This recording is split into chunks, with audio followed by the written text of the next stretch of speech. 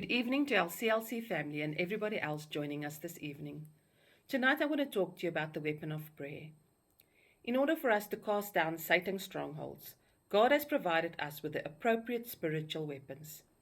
2 Corinthians 10 verses 4 reads as follows: For the weapons of our warfare is not of the flesh, but divinely powerful for the destruction of fortresses.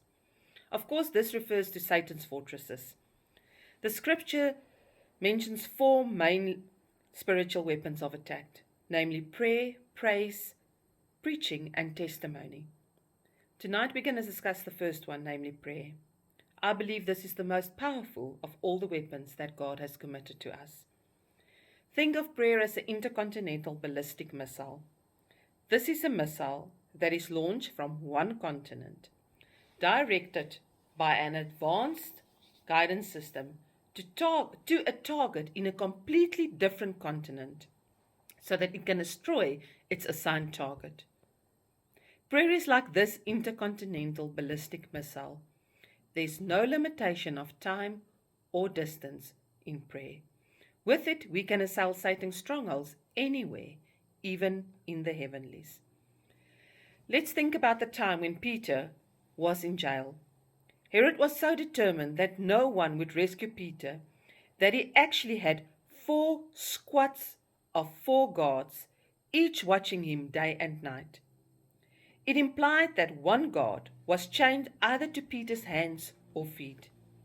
In the natural, any kind of rescue was totally impossible. The church, however, was earnestly praying for Peter. The crisis had adjusted their priorities. Their leader has been taken, so they all came together in prayer. They were not only just praying in the daytime, but they were praying at night as well. It is important to notice that sometimes just merely praying in the day is not enough.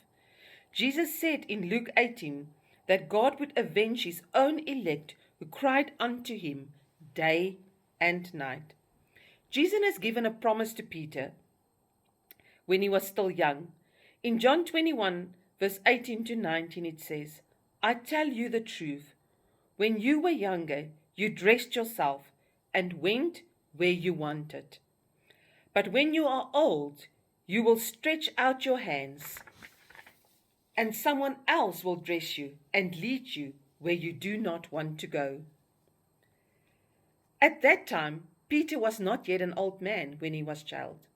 So I suppose while he was there, he must have reasoned and said something was going to happen because the word of Jesus has promised something to me, and I have to stand on it. And took the prayer of the church, but he took the prayer of the church to make this promise effective. God answered the prayer of the church by sending an angel to deliver Peter. Acts 12 verse 8 to 11 states, Then the angel said to him, Put on your clothes and sandals, and Peter did so. Wrap your cloak around you and follow me.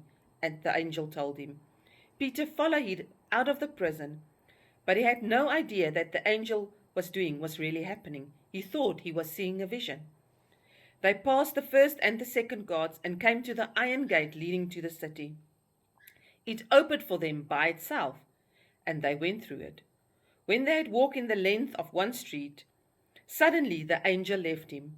Then Peter came to himself and said, Now I know without a doubt that the Lord sent his angel and rescued me from Herod's clutches and from everything the Jewish people were anticipating. God answered the prayer of the church by supernatural intervention through an angel. Let us examine how prayer worked in the situation as a weapon of attack. Prayer broke through in the heavenlies and released the intervention of angels. By our prayer, we release that intervention of angels, and then God sends the answer.